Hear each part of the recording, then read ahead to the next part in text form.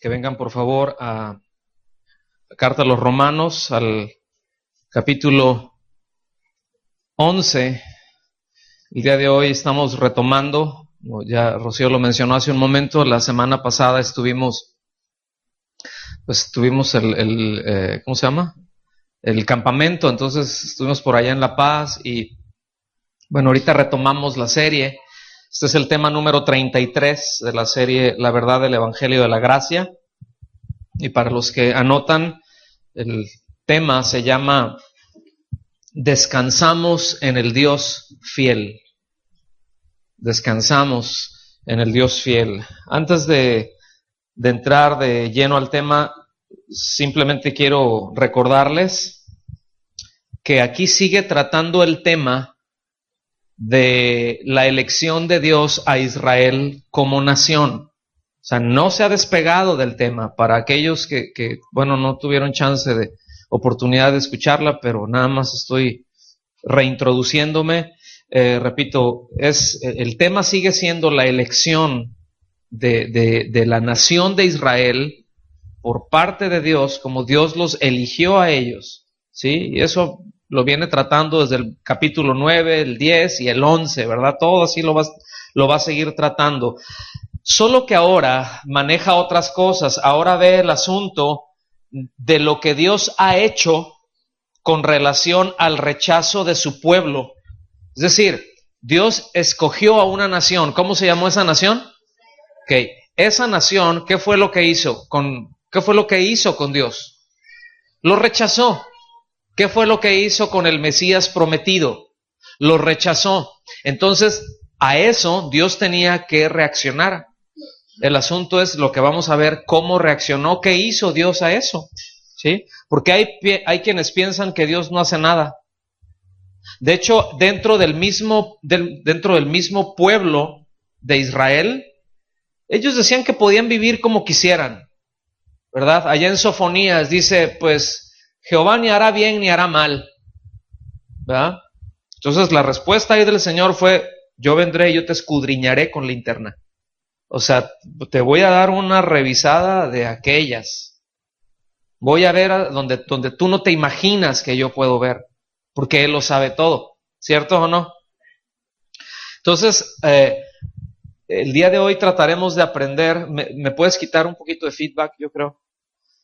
Aprenderemos cómo Dios es paciente. ¿Cuántos saben que Dios es muy paciente? ¿Sí? ¿Sí es paciente? ¿Ha sido paciente para con usted? Un montón, ¿verdad? Vamos a estar viendo eso y estar recordando acerca de la inmutabilidad de Dios. ¿Qué es la inmutabilidad de Dios? Que Dios no cambia.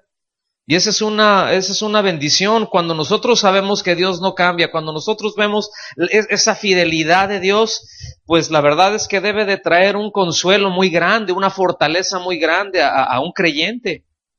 Porque cuando Dios promete una cosa, podemos estar tranquilos en eso, que no cambiará. O sea, no es de que, y si ya Dios dijo esto y si ahora meten otra reforma, y si la gasolina sube, y si pasa, y si fulanito de tal dice, y si por allá ocurre esto, Dios permanece fiel. Y si me equivoco, y aun cuando no quisiera darme un resbalón, o sea, voy a hacer lo posible, pero yo sé que en algún momento dado voy a tener un punto de quiebra, en algún momento dado mi carne me va a ganar, porque lo sabemos. ¿Cuántos saben eso? A ver, ¿cuántos saben que de repente su carne le va a aflorar? ¿Verdad que sí? Entonces, qué paz, qué seguridad es saber y conocer a ese Dios fiel. Qué descanso, ¿a poco no?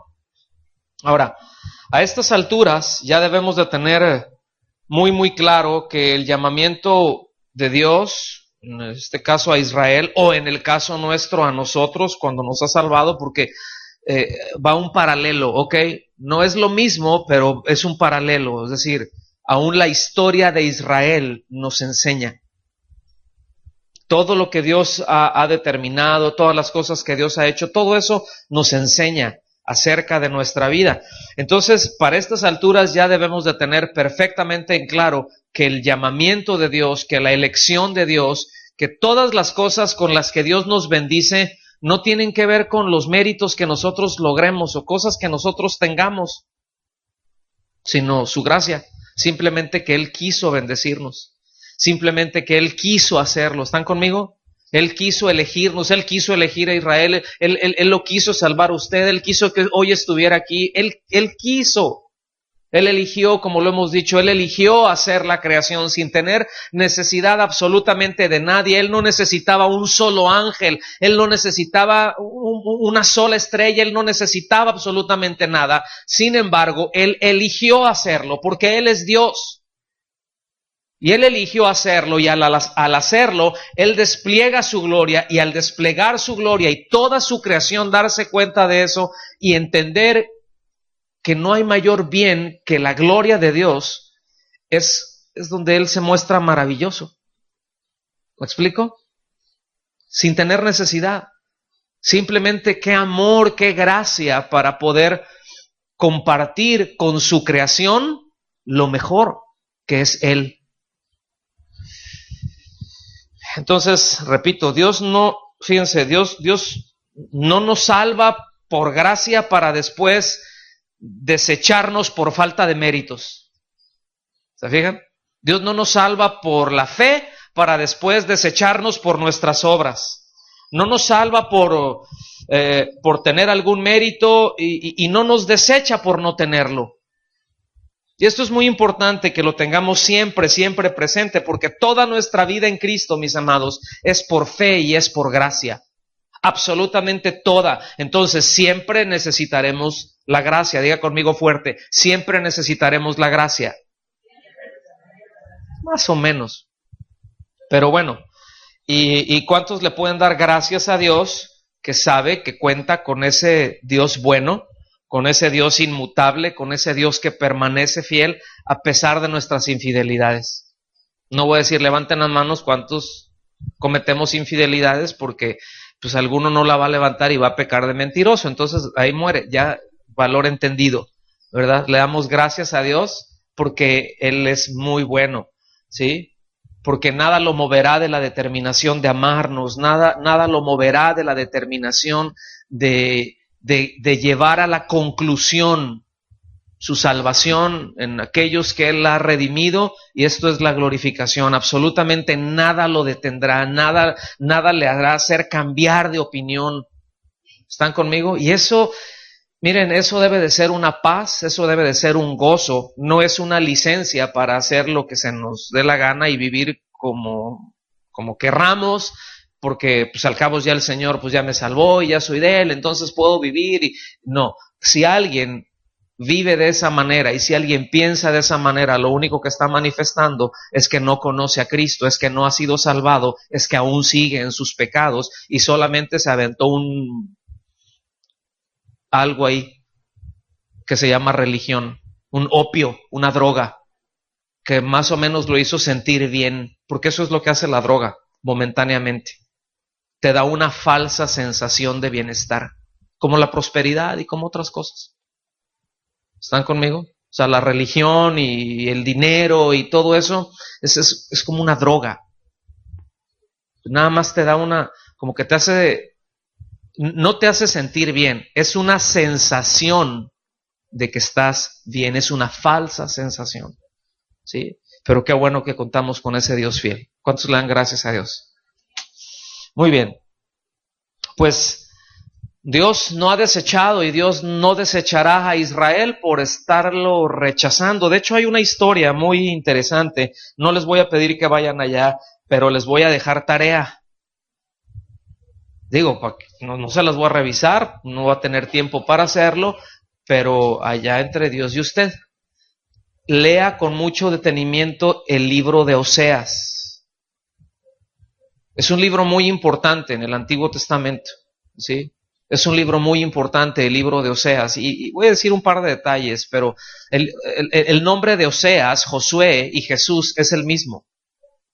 Es el mismo nombre, o sea, es exactamente lo mismo. Nada más tiene una pronunciación diferente, pero es el mismo nombre, es el mismo significado, lleva el mismo sentido. Entonces, ya desde ahí nos deja ver algo, ¿no? Queremos entender el ministerio del Señor Jesucristo.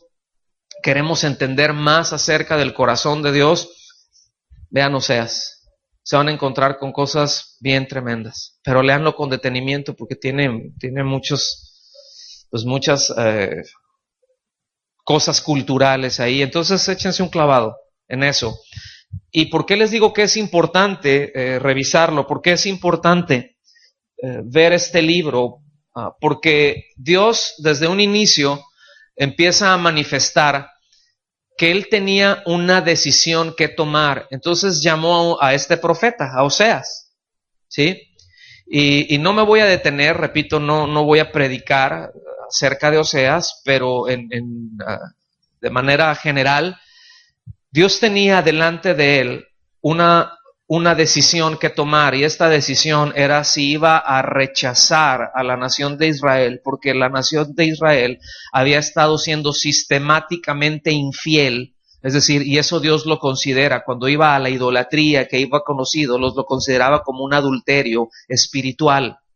Entonces, le dice a Oseas, ¿verdad? Ve y cásate con una ramera, ve y cásate con una prostituta, que te va a engañar, ¿eh? ¿Cuántos quieren ministerio de profeta? O sea, era algo muy fuerte. Entonces, la decisión que tenía él ahí enfrente, y le iba a enseñar a lo largo de toda su vida, porque así es Dios. Dios nos enseña a lo largo de toda nuestra vida. No nos suelta todo de un golpe, porque no somos capaces de llevarlo. Si Dios nos dijera todo el trato que tendrá con nosotros a lo largo de nuestra vida, nos infartamos.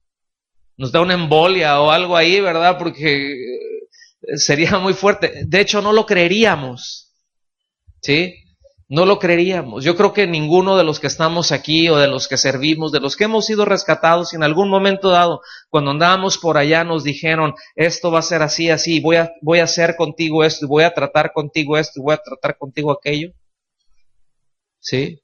Cuando uno andaba por allá haciendo desastre y medio, no lo hubiera creído, ¿sí me explico? Pero Dios nos va llevando paso a paso. Entonces, Dios se tomó una buena parte de la vida de este profeta para enseñarle a él y a la nación de Israel esa decisión, si iba a rechazar a Israel como nación o si lo iba a redimir, si lo iba a perdonar, si se iba a quedar con él. ¿Están aquí conmigo? Porque a fin de cuentas luego veía la esposa, ¿verdad?, de Oseas. Ella se iba ya con sus amantes y ella pensaba que sus amantes eran los que le daban pues el sustento, ¿verdad? Y no, era Oseas. Él iba detrás de ella, veía, la ubicaba y iba y le dejaba grano, le dejaba aceite, le dejaba vino, es decir, cosas que se necesitaban para la vida, se los dejaba ahí, y ella cuando salía decía, ay, mira qué buena onda mis amantes, qué generosos, y nunca se daba cuenta que era su marido el que estaba ahí proveyendo en todo momento para ella, ¿sí? Y así Dios es el que nos sustenta la vida, Dios es el que nos da todas las cosas. A ver, hágale así. ¿Quién le dio eso? Leíamos, ¿verdad?, en el Salmo 145, cuando iniciamos la reunión, abres tu mano y colmas de bendición a todo ser viviente, los ojos de todos esperan en ti y tú le das su comida a su tiempo. ¿Sí? Todas tus obras están llenas de misericordia. Entonces, por eso, mis amados, la idolatría es una aberración. Pero idolatría no es nada más, y al ratito vamos a entrar ahí, no es nada más cuando se postran delante de un muñequito, de una muñequita o de una estampita. Idolatría es poner en el lugar a Dios que solamente le corresponde a Dios. Es decir, Dios tiene un lugar, y si alguien llega y quita a Dios y pone eso ahí, eso es un ídolo. Y podríamos mencionar muchos, pero no es el tema. Solamente lo quiero tocar así, muy, muy de paso. Entonces, el hecho de entender, de revisar un poco esta historia, pues nos va a permitir entender más esa determinación de Dios. nos va a permitir entender más las razones de Dios para no desechar a una esposa infiel y mal agradecida. Y como vamos a poder ver al final, pues simplemente el amor del esposo la redimió. Llegó un momento en que su amor la quebró, en que ella se dio cuenta y bueno, Dios es fiel. ¿Está bien? Por eso qué terrible cuando el amor de Dios no nos conquista. Qué terrible cuando nosotros le ganamos a Dios. Cuando nosotros endurecemos nuestro corazón y a mí no me conquistas. ¿Sí? Qué orgullo, qué arrogancia. ¿Me explico? Qué tragedia. Muy bien. Versículos del 1 al 6 de Romanos capítulo 11. Me voy a ir deteniendo. Romanos capítulo 11, versículos del 1 al 6. ¿Ya están ahí? Denme 30 segundos, menos. Dice, digo pues, ¿ha desechado Dios a su pueblo? Miren, hasta ahí. Yo les dije que nos íbamos a ir deteniendo. Esta es una pregunta muy lógica si consideramos el rechazo sistemático que tuvo el pueblo de Israel para con Dios. De hecho, el último versículo del capítulo 10 menciona de Dios, dice, todo el día extendí mis manos, una referencia de Isaías, todo el día extendí mis manos a un pueblo rebelde y contradictor. O sea, aun cuando el pueblo se rebelaba, yo seguía aquí. Entonces, lo que sigue de eso, porque ¿qué es lo que usted y yo hacemos normalmente? Cuando tú vas con alguien y te da para atrás, y te da para atrás, y te da para atrás, y que tú quieres tener relación con esa persona, y que quieres ser su amigo, por ejemplo, que quieres ser su amiga y te interesas, y lo buscas, y te manda a freír espárragos en cada intento, ¡pum!, te batea por el jardín central. ¿Sí? En cada intento sales disparado. ¿Qué es lo que nosotros hacemos? Vamos, sean honestos. ¿Qué hacemos nosotros? Decimos, bueno, pues habrá quien te quiera, ¿verdad? Pero ahí te ves. Y ya. Entonces ya nosotros ya decimos, yo ya cumplí, ¿cierto? Entonces, en ese pensamiento, es decir, cuando una nación, escuche bien, no fue una o dos veces, por siglos ha estado rechazando a Dios sistemáticamente. Qué paciencia de Dios. Y el punto es de llegar a esta pregunta, es perfectamente lógica.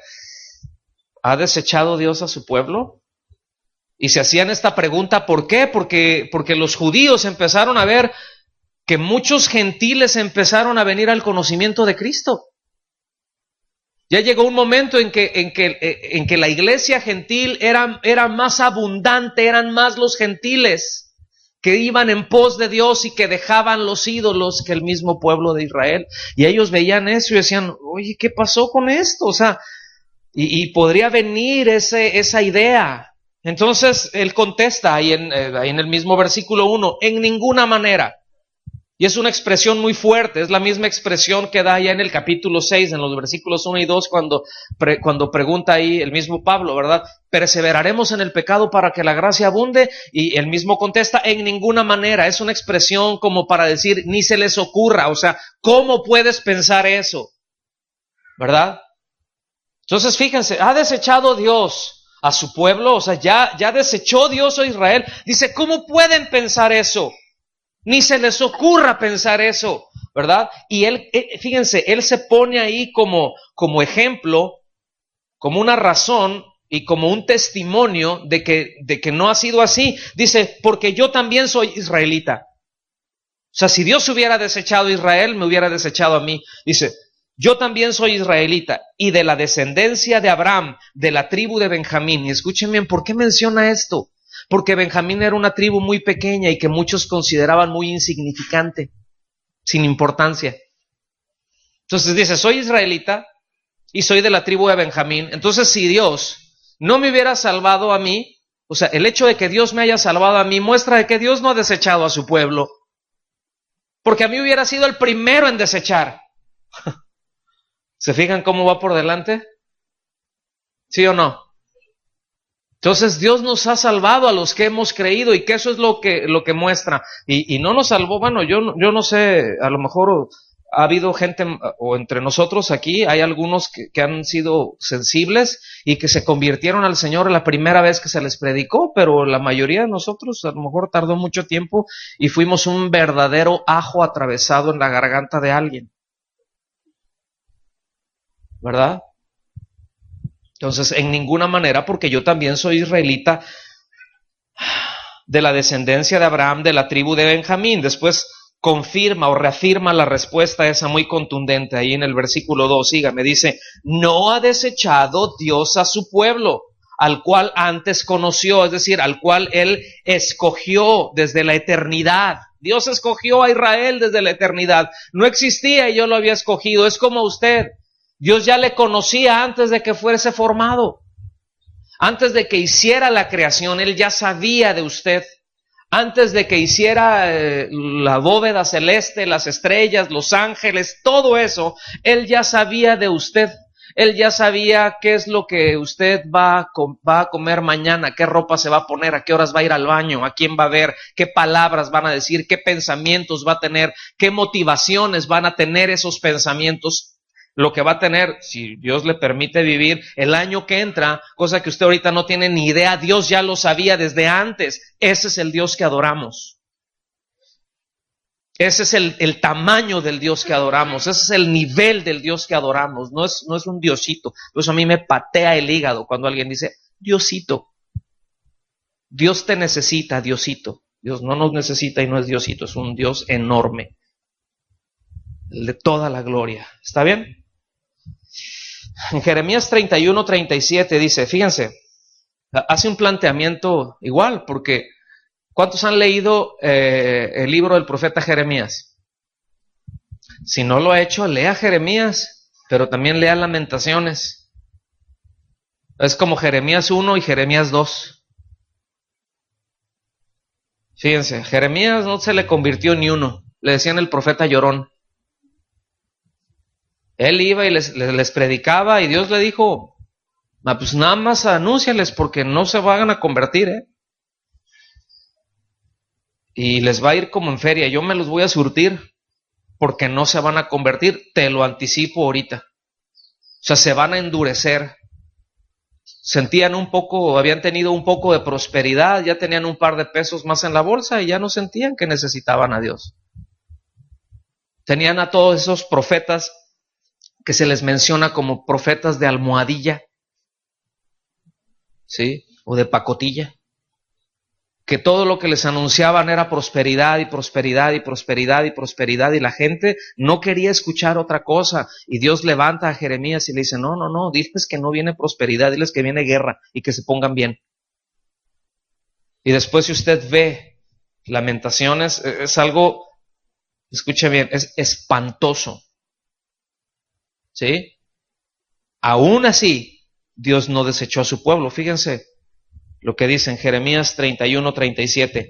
Así ha dicho Jehová, si los cielos arriba se pueden medir y explorar abajo las profundidades de la tierra, también yo desecharé a toda la descendencia de Israel por todo lo que hicieron, dice Jehová. Fíjense, ¿se puede medir el cielo? La anchura del cielo es imposible porque es la expansión. De hecho, sigue en expansión. Desde que ha sido la creación no tiene un tamaño, sigue expandiéndose. Es decir, ahora sí que como dijo el profeta Buzz Lightyear, al infinito y más allá. O sea, no se puede medir. Algunos tienen alguna idea por ahí que cuando lo tratamos de cuantificar en el cerebro, decimos, es ridículo el número, o sea, el número que quieras, no importa. ¿Me explico? O sea, no tenemos la capacidad de cuantificar, ¿no? Y si sabemos contar hasta 100 nada más, pues ahí nos encuentran. ¿Sí me explico? y explorar, dice, abajo de las profundidades de la tierra, entonces también yo desecharé a la descendencia de Israel por todo lo que hicieron. Es decir, lo que hizo el pueblo de Israel es suficiente para que yo lo deseche. Lo que él ha hecho es suficiente para que yo lo deseche como nación y lo destruya como nación, porque ha venido a ser peor que los que estaban aquí, porque tuvieron mi conocimiento, yo les di mi palabra, yo les di mi ley, me manifesté a ellos y aún así decidieron rechazarme y seguir a los mismos ídolos y cometer las mismas barbaridades que hacían los moradores de esa tierra en donde Dios los metió y a donde Dios les dijo, no dejen a ni uno, sáquenlos a todos, y no lo hicieron y ahí se quedaron y fue un gran problema, siempre hasta el día de hoy. Dice, eso es suficiente como para que yo los deseche a ustedes y me agarre a los totonacos, ¿verdad? Bueno, y aquí estamos. Pero agarró a los gentiles también, pero no desechó a su nación.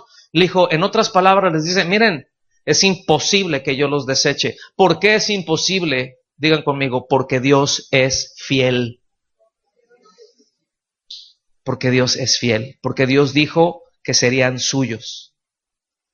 Y los hizo suyos. Y nadie los puede arrebatar de su mano. Así como usted y a mí, si usted ha puesto su confianza en Cristo, nadie lo puede arrebatar de la mano de Cristo. Porque somos de Él, porque nos compró con su sangre. ¿Está aquí conmigo? Muy bien. Fíjense, ahí en Primera de Samuel, se lo leo rápido también, en Primera de Samuel, los versículos, capítulo 12, de los versículos 20 al 22, de hecho viene desde antes, ¿no?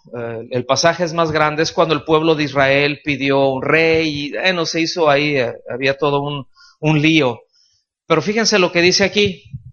Pero Samuel dijo al pueblo, no temáis, vosotros habéis hecho todo este mal. O sea, dijeron, pecamos contra Dios, hicimos algo muy grave, nos va a llover cuero, nos va a desechar Dios, porque ellos pidieron un rey. Y le dijo, va Samuel y les dice, oye, pues están pidiendo un rey, ¿verdad? Como las demás naciones. Y dice, mira, Samuel, no te han desechado a ti como juez, me han desechado a mí como su rey. O sea, no quieren que yo los gobierne, quieren parecerse a los demás, quieren ser como los del mundo, quieren parecerse a ellos, quieren que sus vidas sean gobernadas como se les gobierna en el mundo. Entonces no te desecharon a ti, me desecharon a mí. Y Samuel, que era un hombre íntegro, dijo, ay Señor, esto... Póngase a temblar la gente, porque es una ofensa grave a Dios. Y dice, no teman, vosotros habéis hecho todo este mal, pero con todo eso no dejéis de seguir en pos de Jehová. O sea, arrepiéntanse, sino servirle con todo vuestro corazón. O sea, Dios está dando la oportunidad, arrepiéntanse. Es que, pastor, es que la regué bien feo. La regué quiere decir, bueno, viene del hebreo pequé horrible. ¿Sí? Es que hice lo que no tenía que hacer y he perdido mi comunión con el Señor y el Señor me va a desechar. ¿Ya qué caso tiene que vaya a la iglesia? ¿Qué caso tiene que ore? Ya no puedo. ¿Me explico? Dice, no, espérate, pues sí es cierto, o sea, hiciste algo muy grave, pero arrepiéntete. Vuelve tu corazón a Él. Dice, no os apartéis en pos de vanidades que no aprovechan ni libra, porque son vanidades. Versículo 22. Pues Jehová no desamparará a su pueblo, escuchen bien, por su gran nombre. O sea, Él no nos desecha, no porque lo merezcamos, no porque merezcamos ser suyos o porque no merezcamos que nos deseche, o que deseche al pueblo de Israel, o que nos deseche a nosotros como creyentes, porque luego nos sale una carnota que no le voy a decir cuántos kilos son, pero son varios. Si Jehová no desamparará a su pueblo por su gran nombre, porque Jehová ha querido haceros pueblo suyo, es decir, Dios ha querido adquirirlos como su pueblo, como su posesión. Regresamos al versículo 2 de Romanos 11. Es la parte B, dice, ¿o no sabéis que dice de Elías la escritura, cómo invoca a Dios contra Israel, diciendo: Señor, a tus profetas han dado muerte y tus altares han derribado y solo yo he quedado. ¿Cuántos se han sentido solos de repente? A ver, levanta su mano. No hay nadie, nadie me visita, el pastor no viene, ¿verdad? La hermana tampoco. Y yo la busqué y no me contestó el teléfono, y no me contesta y no me regresa el mensajito, y la saludé y... Bueno, yo sé que aquí no pasa, lo que pasa es que fui una vez a otra congregación y me di cuenta de eso. Si solo yo he quedado, dice, y procuran matarme. Fíjense, ese era el planteamiento de Elías. Pero ¿qué le dice la divina respuesta? Me he reservado 7,000 hombres que no han doblado la rodilla delante de Baal. Déjenme narrarles rapidísimo. ¿Usted se acuerda de ese pasaje allá en Primera de Reyes? El pueblo de Israel en una apostasía impresionante. Impresionante. La verdad es que no tenemos idea del grado de perversión que había en el pueblo de Israel. No tenemos idea. Todo lo que hacían ahí. O sea, no es de que no iban al culto el domingo, ¿sí? Y que andaban ahí. No, eran grados, eran niveles de perversión, eran prácticas muy feas. Y se veía que todo el pueblo estaba. Pero decían que seguían y que amaban al Señor. Usted no conoce gente que se dice cristianos así, ¿verdad? Que dicen que aman al Señor, que dicen que son cristianos, pero viven como el diablo. ¿Verdad que no los conoce? Aquí no hay, ¿verdad? Ay, se quedó mucho silencio, ya me está preocupando eso. Así decían. Así decían. Somos del pueblo de Dios, ¿verdad? Hasta lo cantaban. Somos el pueblo de Dios. ¿No? Y quién sabe qué tanto rollo. Sin embargo, su corazón iban y todos los ritos y todas las perversiones, o sea, decían que eran el pueblo de Dios, pero Baal gobernaba sus corazones y gobernaba sus vidas. Entonces hubo por ahí así como que una, pues no era una competencia, pero fue una demostración, así como, ¿verdad?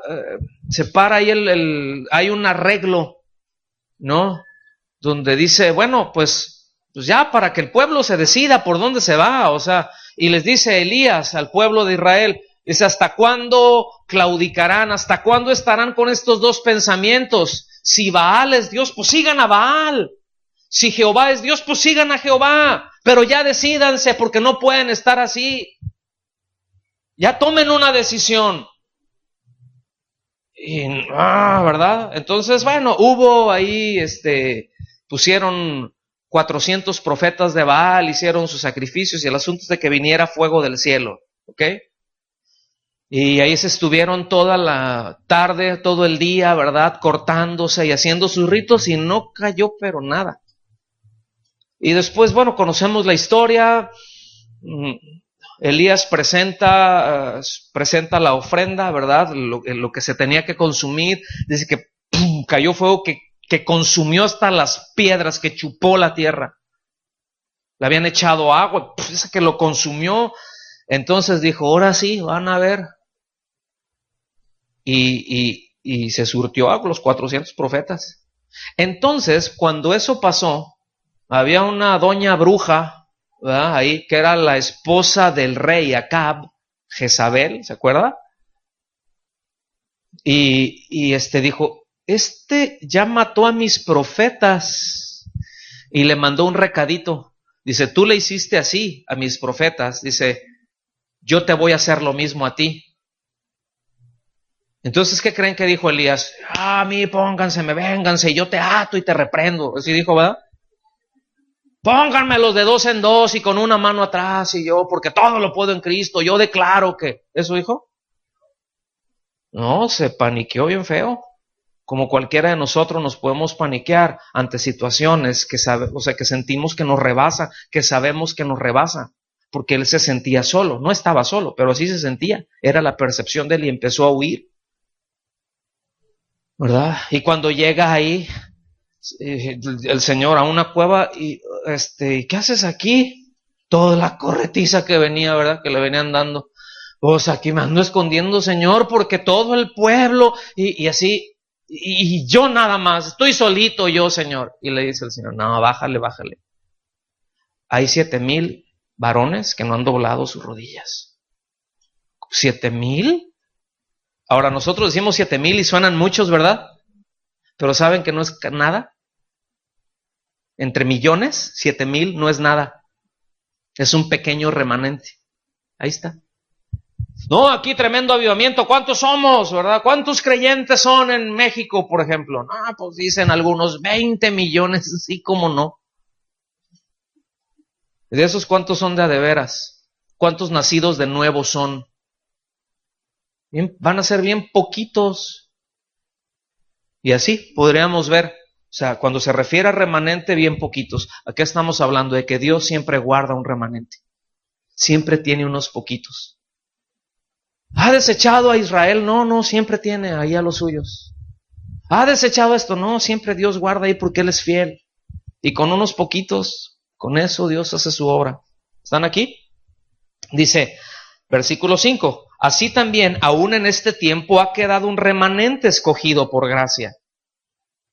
Es decir, en cada generación Dios va guardando un pequeño, póngame atención, Dios siempre lo ha hecho y lo hará, de guardar un pequeño remanente de judíos que creen en Él, que esperan en Él. Y escuche bien, ahorita los hay, pero va a llegar el momento en que vendrá el arrebatamiento, la iglesia será arrebatada y quedará un pequeño remanente de judíos que son los que predicarán el evangelio con una gracia y con un poder, ¿sí? Y les costará la vida. Su remanente. Pero siempre lo ha habido. Hasta ahorita lo ha habido, dice aquí el apóstol Pablo, y lo habrá. ¿Están conmigo? Y si por gracia ya no es por obras, de otra manera la gracia ya no es gracia, y si por obras ya no es gracia, de otra manera la obra ya no es obra. Está bueno el trabalenguas, ¿a poco no? A ver, digan 3 tristes tigres. O sea, lo que está diciendo, o es gracia o son obras, ¿sí? O sea, porque no se pueden combinar, no se puede combinar, bueno, parte gracia y parte obras, no. ¿Estamos? No es lo mismo que te regalen a que lo compres, aunque lo agarres muy barato. ¿Qué es que te regalen? ¿Cuánto te costó? Y si te dicen llévelo todo por un precio, está vara, ¿no? Está barato, pues, pero te costó, tiene un precio. El llamamiento de Dios, la salvación de Dios, ¿cuánto le costó? Nada. Sabemos que costó, a Dios le costó la sangre de su Hijo, obtenerla, ¿sí? Pero a nosotros fue por gracia, es un regalo, no por obras. Dios nos ha llamado por gracia, no por obras, no porque lo merezcamos. Estamos muy claros con eso, ¿verdad? Muy bien, seguimos versículos del 7 al 10. Dice, ¿qué pues? Lo que buscaba Israel no lo ha alcanzado, pero los escogidos sí lo han alcanzado. Y los demás fueron endurecidos. Miren, esa palabra ahorita voy a detenerme algunas frases ahí. Ese de que fueron endurecidos quiere decir que se hicieron necios. Quiere decir se encallecieron, se petrificaron. Literalmente se petrificaron, pero la acepción es se hicieron necios, se encallecieron, perdieron sensibilidad, ¿sí? Porque habían decidido hacer a un lado la indicación de Dios, es decir, hacerse necio. Eso es hacerse necio, ¿sí? Hicieron a un lado la indicación de Dios. No es de que no la conocieran, sí la sabían, sí la supieron desde un inicio, pero la hicieron a un lado. ¿Está bien? No tenían falta de instrucción, simplemente decidieron hacerla a un lado. La palabra necio quiere decir que no sabe lo que puede o debe hacer. Necio quiere decir terco, que insiste en su falta de razón. Fíjate. Y eso es lo que dice, los demás fueron endurecidos. Ahora aquí ya establece que la relación correcta, en esto que vimos, que la relación correcta con Dios es por la elección de Dios y no por las obras de los hombres. No porque un hombre se levante y diga, ¿verdad? Como hemos dicho, como dijo allá la leona dormida, hoy voy a cambiar, ¿verdad? A partir de hoy yo decido, y a partir de hoy yo ya voy a ser una persona, porque algo bueno hay en mí y yo voy a buscar, a partir de hoy voy a buscar a Dios. Ya me cansé de esto, ahora voy a buscar a Dios. Eso no surge de manera natural en el hombre. Eso tiene que haber una gracia. Tuvo que haber llegado el Evangelio ahí, y eso se da por una respuesta a Dios por el Evangelio. ¿Están conmigo? Entonces dice, los demás fueron endurecidos, como está escrito. Dios les dio espíritu de estupor. Bueno, de ahí saque sus matemáticas, de ahí viene una palabrita. Dios les dio espíritu de estupor, ojos con que no vean y oídos con que no oigan hasta el día de hoy. Y David dice, se ha vuelto su convite en trampa y en red, en tropezadero y en retribución. Se han cargado sus ojos para que no vean y agóbiales la espalda para siempre. Póngame atención. Cuando vemos esto, yo no sé si a alguno le pasa, pero dice, a ver, espérame tantito. Entonces, pues sí hicieron acá, pero entonces Dios los endureció para que no vean, ¿verdad? Y les tapa los oídos para que no oigan y luego los juzga. Uy, no, qué Dios tan injusto. Bueno, el decir eso es el hecho de no entender lo que está diciendo. Porque lo que está diciendo es lo siguiente, o sea, está hablando de cómo los judíos en un principio estaban buscando ser aceptados por Dios en base a sus obras. O sea, que Dios me acepte, voy a hacer esto, voy a cumplir con esto, voy a hacer... Y le empezaron incluso a inventar muchas cosas e hicieron lo que nosotros vemos en la Biblia que se le llama la tradición de los escribas y de los ancianos. Cosas que no estaban en la Biblia, cosas extrabíblicas, ¿verdad? Y con eso cargando a la gente para que ganaran el favor de Dios. Y cada vez se iban cargando y su corazón más peso y más peso y más pesado. Y el Señor viene y les dice, pues, si alguno está cansado, está trabajado, está agobiado, venga a mí, mi carga es ligera. Y ahí está hablando el sentido de la religión, o sea, ese yugo que traen puesto es religión. Pero vengan a mí, el mío no es religión. El mío entran en una relación viva en donde yo les hago partícipes de mi vida y mi vida les habilita para vivir una vida agradable a mí. No son ustedes, no son sus esfuerzos. Se va a requerir de su disciplina, se va a requerir de su determinación, se va a requerir de eso. Pero soy yo, la gloria es mía. ¿Están conmigo? Entonces... bueno, pues repito, ellos querían ser aceptados por Dios en base a sus obras, ¿verdad? Y se está hablando de eso, está hablando de una incredulidad, digan conmigo, incredulidad. Entonces, fíjense, tenemos aquí dos asuntos acerca de Israel.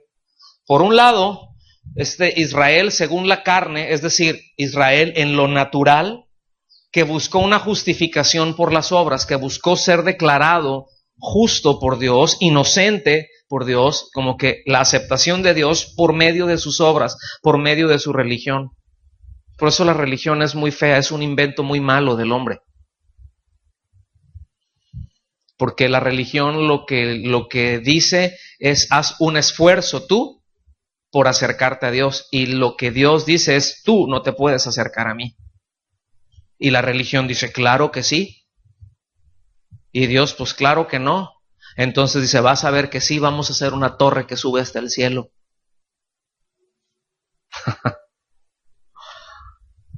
Y les dice Dios, pues van a ver que no, van a terminar más confundidos, ¿verdad? Que nada. Entonces, por el otro lado, repito, uno está eso que buscaba Israel, la justificación por las obras, pero por el otro lado, pues estaba ese remanente, fruto de la elección de Dios, que entró al camino de la fe de Abraham, teniendo a Cristo y su sacrificio como la base de su justificación, como la base de su fe. Están esas dos líneas. Entonces, primero dice que Israel, en el versículo 7, que Israel según la carne no alcanzó lo que buscaba. Es decir, no alcanzaron su justificación delante de Dios. La pregunta, ¿por qué? ¿Por qué no alcanzaron la justificación? ¿Por qué? Pregunto. Porque lo hicieron por obras, muy bien, ¿sí? Pero los que creyeron sí la alcanzaron. Después, ahí mismo en el versículo 7, dice que fueron endurecidos. Ahora, su propia incredulidad es la que hizo que se endurecieran. ¿Cuántos se acuerdan de lo que vimos con Faraón en el capítulo 9? No, es que Dios determinó hacerlo duro para reventarlo, ¿verdad? Y cuando analizamos, cuando vimos, bueno, ciertamente, Faraón tuvo el mensaje y se le dio la palabra de Dios y Dios le daba una indicación y lo resistía y Dios se lo surtía.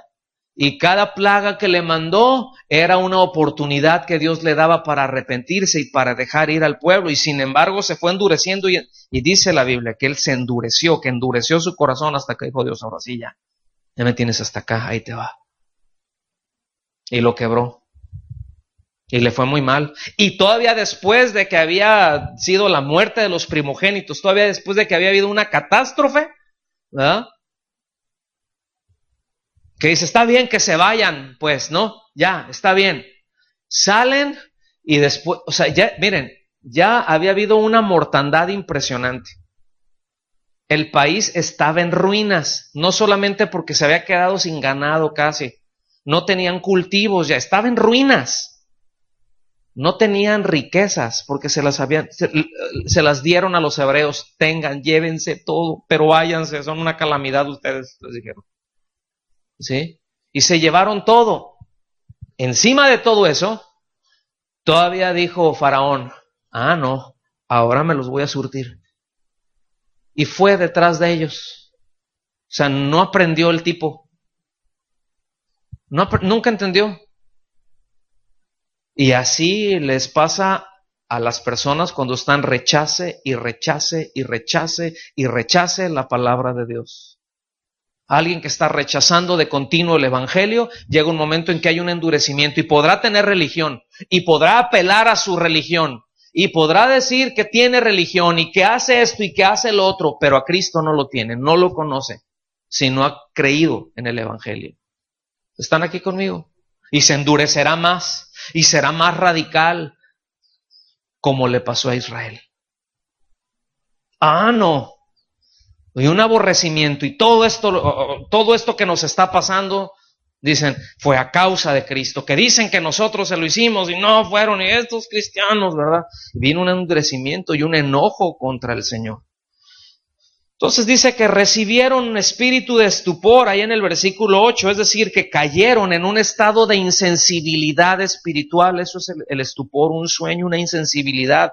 Es una especie de conmoción que les impide ver y oír. Y la connotación de espíritu de estupor tiene que ver como cuando a alguien le dan un golpazo, que ¡pum!, te deja así de que... ¿Cuántos han golpeado en la cabeza así bien fuerte? Pero así de que... Miren, ya ven que en las caricaturas, ¡pam!, se pegan y hay estrellitas y todo eso. Sí se ven, ¿eh? ¿Sí lo vieron? ¿Sí lo viste tú, Pietro? Yo una vez me di, y yo creo que ya desde ahí quedé así. Pero fue muy fuerte. Así, ¡pum! Y eso de que te hablan y todo y estás así, o sea, sabes que estás vivo por gracia de Dios, ¿no? Pero no tienes la capacidad de ver y no tienes la capacidad aunque estás oyendo, no estás procesando hasta como que llega algo, un ratito, estás conmocionado, ¿sí? Así como dejaron a Pacquiao, pues. Bueno, fue chiripa, pero se lo sonaron de todos modos, ¿no? O como la caneliza que le dieron, ¿verdad? Quedó todo desconcertado. Le dieron su buena dosis de espíritu de estupor, ¿verdad? O sea, repito, habla de un golpe violento que deja la mente aturdida. Es decir, quedaron con su entendimiento cegado. Eso quiere decir ojos que no ven. O sea, ¿No les ha pasado? Oye, es que esto es bien claro, mano.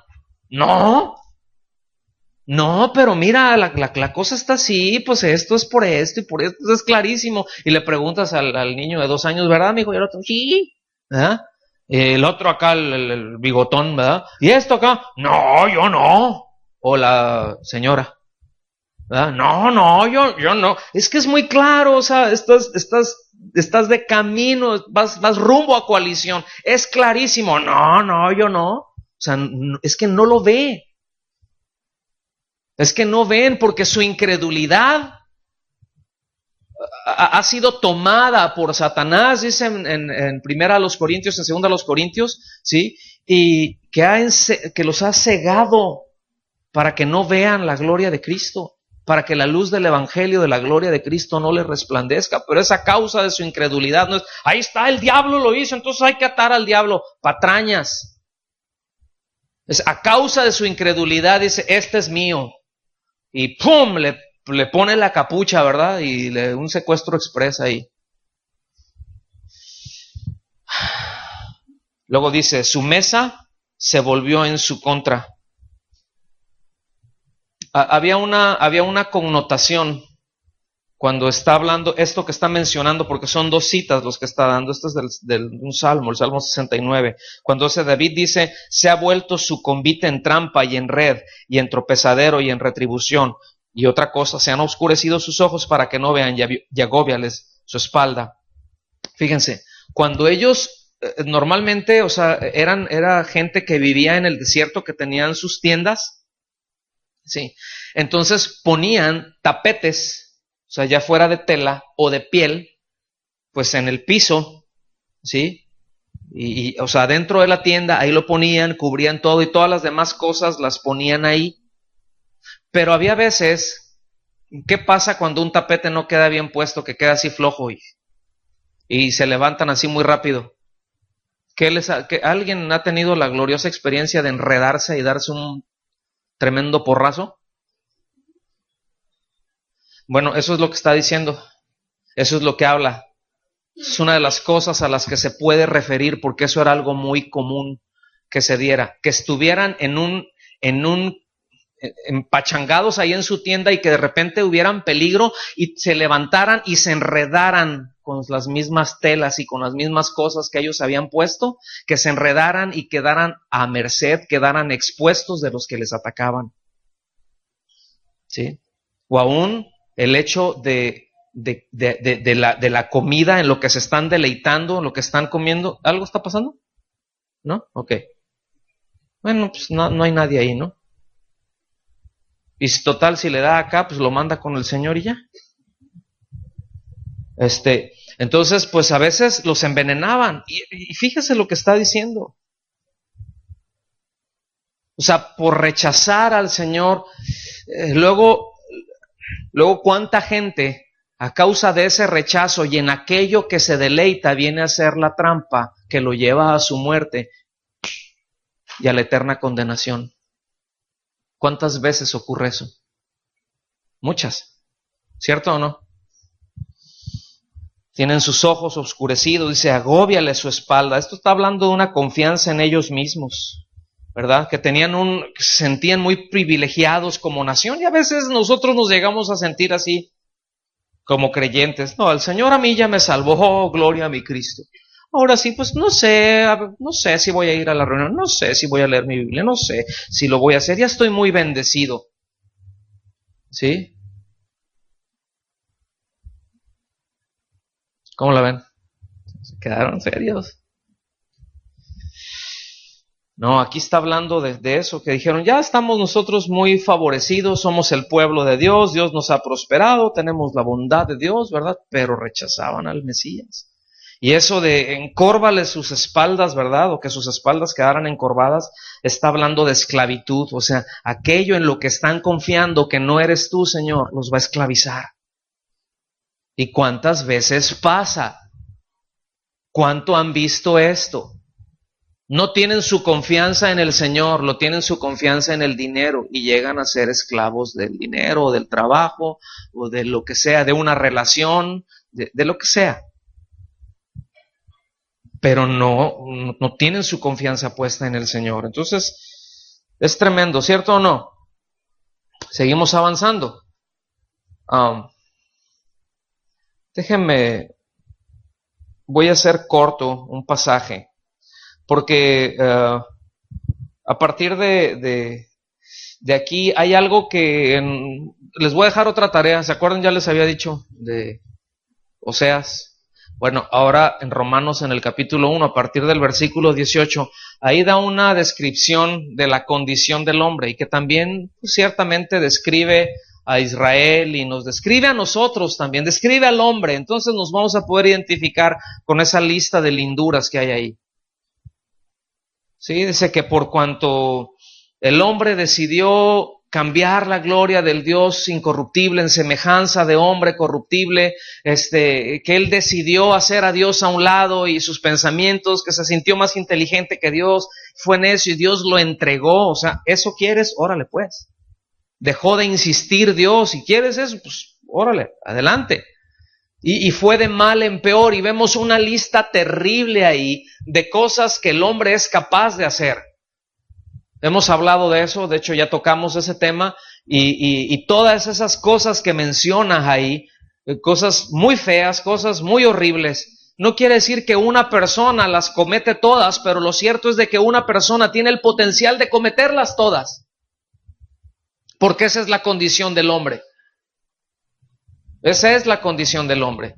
Y dices, bueno, pero es que yo no hago nada de esto, pero yo no, yo sigo acá, yo soy una buena persona. Bueno, eres moralista, sigues confiando en tus propias obras. Estás igual, o peor. Entonces, todo eso que mencionas ahí, mis amados, no es otra cosa más que idolatría. O sea, el sustituir a Dios.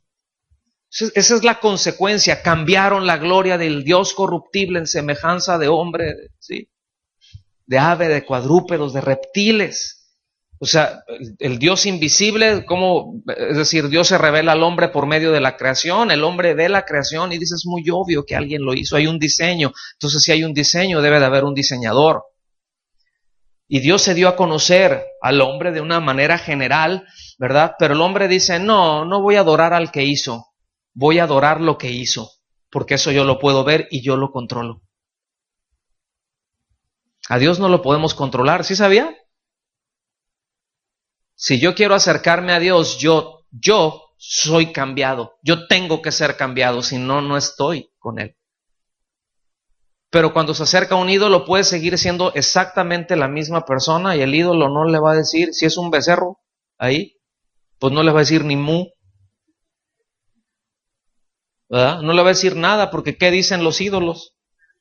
Fíjense lo absurdo de la idolatría, Aquí el pasaje empieza desde el versículo 9, pero les voy a leer en Isaías 44 a partir del versículo 14. Lo voy a leer muy rápido.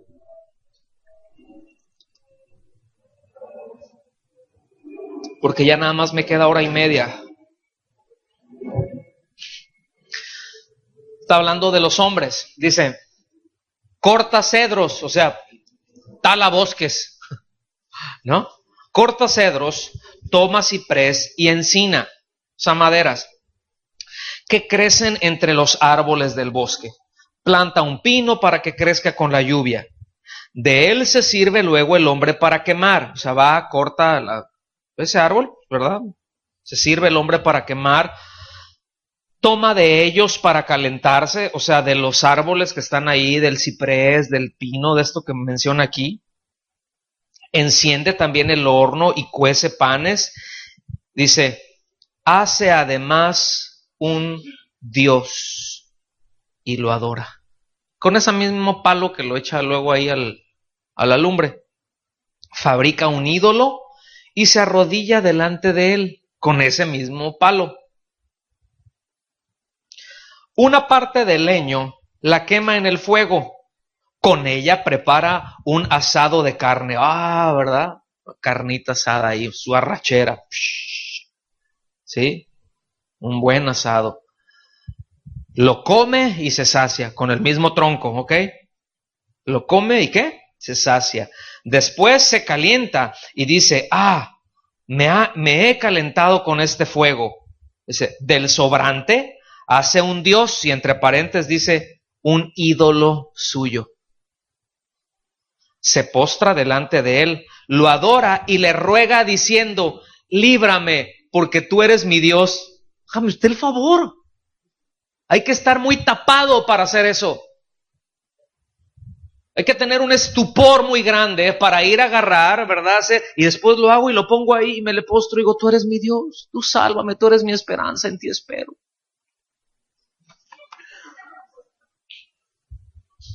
Sí. Pero luego los que se dicen cristianos también hacen eso, no lo hacen con un madero, pero lo hacen con otras cosas. Buenas tardes.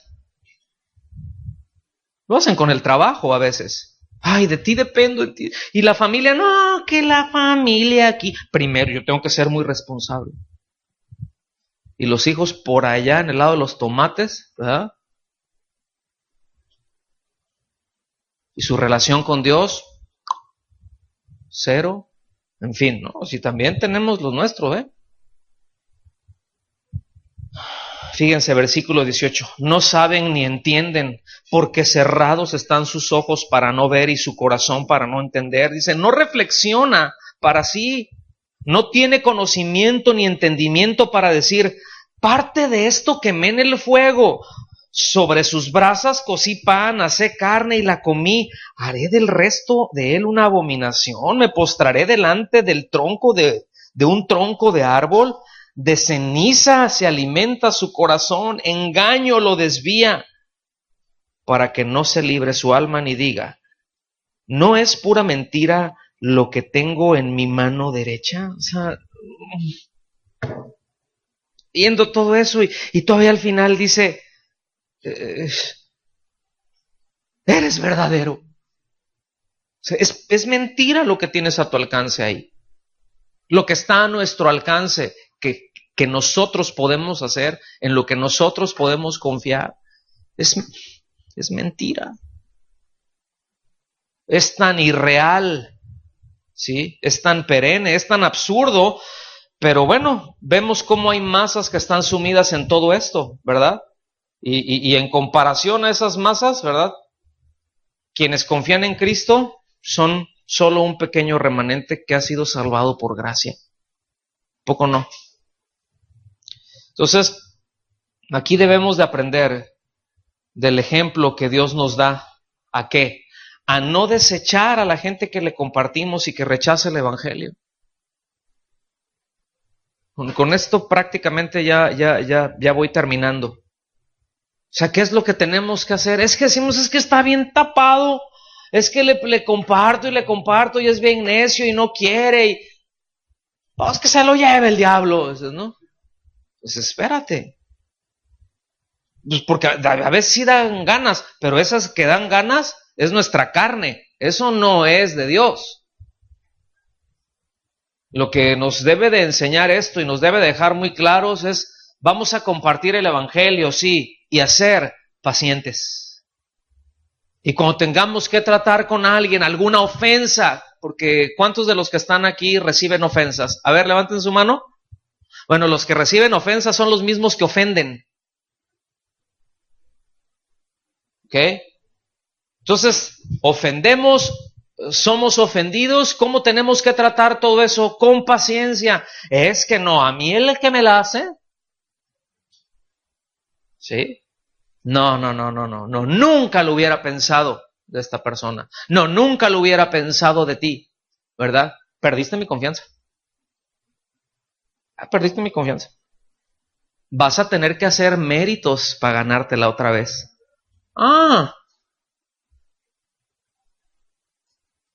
¿Qué hubo? O sea, así nos dice el Señor, ¿verdad? Me fallaron. Perdiste mi confianza. Ahora tienes que hacer méritos. ¿Así dice el Señor? ¿Así nos trata el Señor? Y luego, ¿por qué nosotros sí tratamos así? ¿Por qué entre nosotros luego sí nos tratamos así? Porque no hemos entendido la gracia de Dios. Pues me ofendiste, pues te perdono. Me dolió, pero sí con todo, pero pues ¿qué voy a hacer? Pues ya estuvo. ¿verdad? Como dice el Proverbio 57.354, palo dado. ¿Ah? ¿Sí se lo saben? ¿Sí leen la Biblia? Mira. ¿Sí estamos aquí? ¿Ya me ofendiste? Bueno, pues de tripas corazón, ¿no? Y ahora sí que apriete cuerpo y ya. Y a perdonar, y a relacionarnos con libertad, y a no guardar. No sé si me estoy dando a entender, pero a ser pacientes, y compartimos el Evangelio, pues ser pacientes. Dios ha sido muy paciente con nosotros, con cada uno, empezando por mí. Sí, ha sido muy paciente. Bueno, nosotros a ser pacientes también, nosotros también a mostrar esa parte del carácter de Cristo. ¿Sí? Terminamos con esto. Tenía otras notas, pero ya el tiempo, la verdad es que no nos alcanza. Aquí el asunto es de que hay muchas cosas que no entendemos, ¿cierto o no? Hay muchas cosas que no entendemos, hay muchas decisiones que Dios toma, hay muchas cosas que Dios hace que nosotros no entendemos por qué las tomó. De esto vamos a estar hablando la siguiente semana.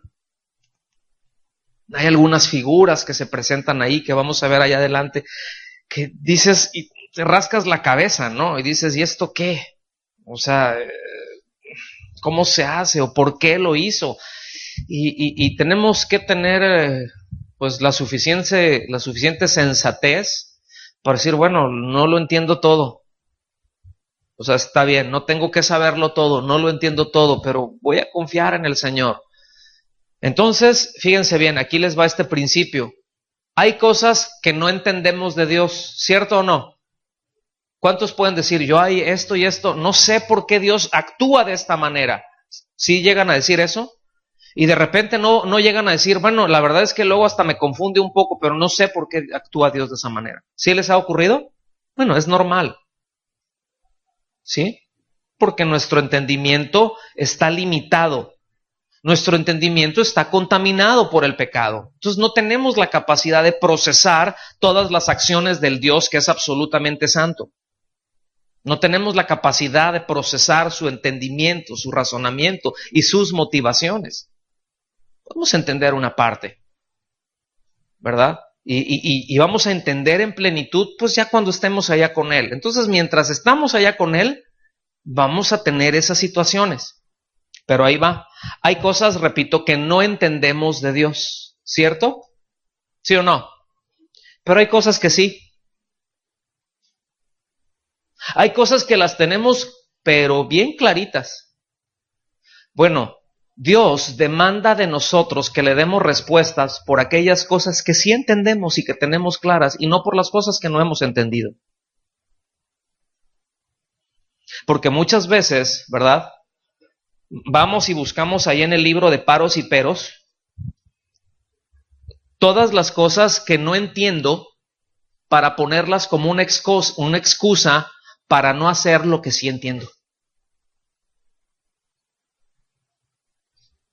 Voy a esas partes donde pues no me queda claro y las traigo para acá, ¿verdad?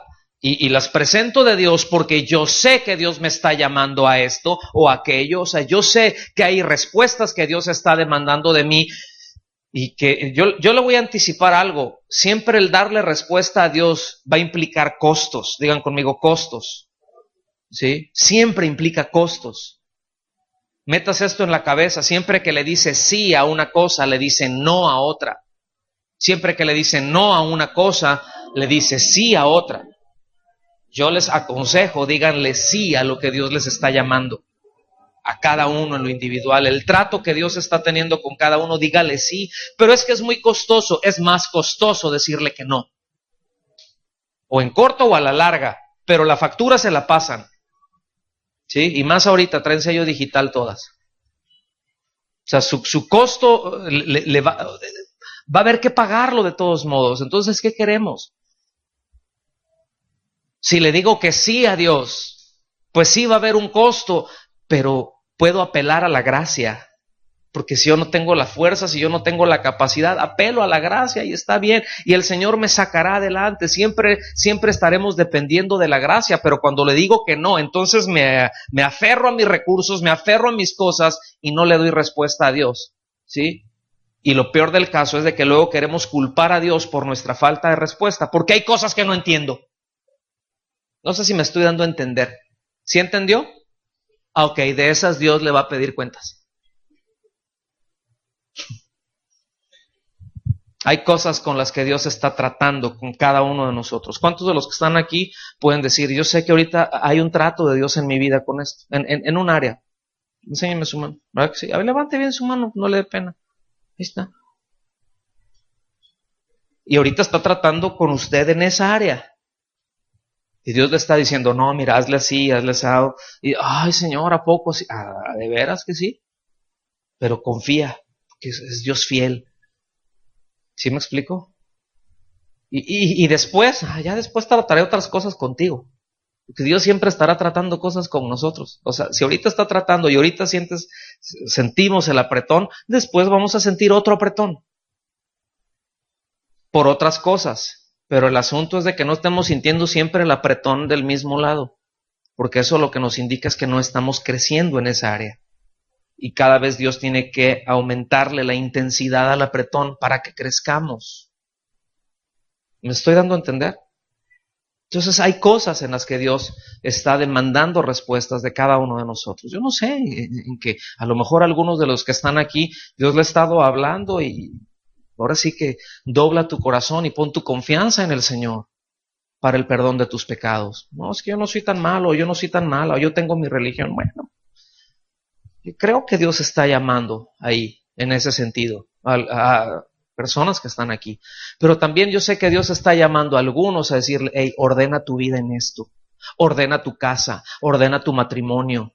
A otro les está diciendo, yo te estoy llamando al servicio y me estás escondiendo ahí, ni piensas que te me escondes. O sea, eso es la cosa que luego pensamos, ¿verdad? Que nos escondemos. Y como los niños, ¿no? Acá. 1, 2, 3, 4, 5, 6. 1, 2, 3 por ver. O sea, Dios nos tiene bien vistos. ¿Sí me explico? O sea, no nos lo escondemos. Y Dios está, yo sé que, porque luego, miren, si hubiera una cámara viéndolos aquí, le doy unas risitas que, ¿ah? El servicio dice, pues Dios los está llamando, dele respuestas. ¿Va a ser costoso? Sí, pero vale la pena. ¿Están aquí? Vamos a ponernos de pie y darle gracias a Dios. Hágase de pie y vamos a darle gracias a Él. Qué bueno es Dios, ¿verdad? ¿A poco no es muy bueno descansar en este Dios fiel que tenemos? ¿Usted qué piensa? Dios es muy bueno.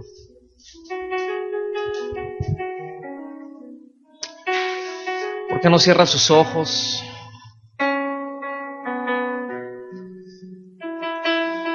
Puede levantar sus manos. Poder decir, yo puedo descansar en este Dios fiel.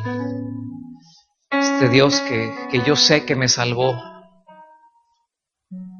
Puedo descansar en Él. Y hay cosas en las que yo tengo muy claro que Dios me está llamando. ¿Por qué no repasa cosa de 30 segundos ahí? Y medita en esas cosas que usted sabe que Dios le está llamando.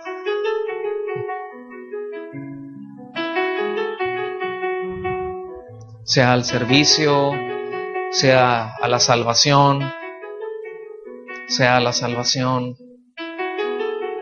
sea comprometerse con el crecimiento espiritual suyo, sea comprometerse a abrazar un compromiso cada vez más fuerte con el crecimiento, con el desarrollo de otros hermanos, que pueda decir, Señor, yo sé que tú tienes tiempo llamándome para bendecir a tu iglesia, y esto no está implicando decir tengo que pararme al frente, no. pero ser una persona que edifica a tu iglesia, Señor. Ser una persona, pues la persona que tú quieres que yo sea. Que ayude a otros a ir a la madurez en ti, a crecer en ti, a que sean fortalecidos en ti. Y yo entiendo, Señor, que luego eso me va a costar trabajo. Yo entiendo que luego eso me va a complicar muchas cosas, Señor. Yo lo entiendo muy bien. Yo lo entiendo muy bien, Señor, pero dame la gracia para darte respuestas. Dame la gracia para darte respuestas, Señor. En el nombre de Jesús. En el nombre de Jesús. Permítenos, Señor, aplicarnos aquellas cosas que hemos entendido de ti, que es muy claro en nuestro corazón, porque son cosas que tú nos has demandado. Y tú eres muy bueno y muy fiel, Señor. Gracias porque mis debilidades, porque mi debilidad de carácter no te pone nervioso. Gracias porque mis debilidades no hacen que tú me deseches, pero sí tratas conmigo por ellas. Y no quieres que permanezcan ahí, sino que podamos crecer en ellos, Señor. Danos la firmeza, danos la solidez y la integridad para caminar en ello, Dios. En el nombre de Jesús te damos las gracias, Señor. Amén.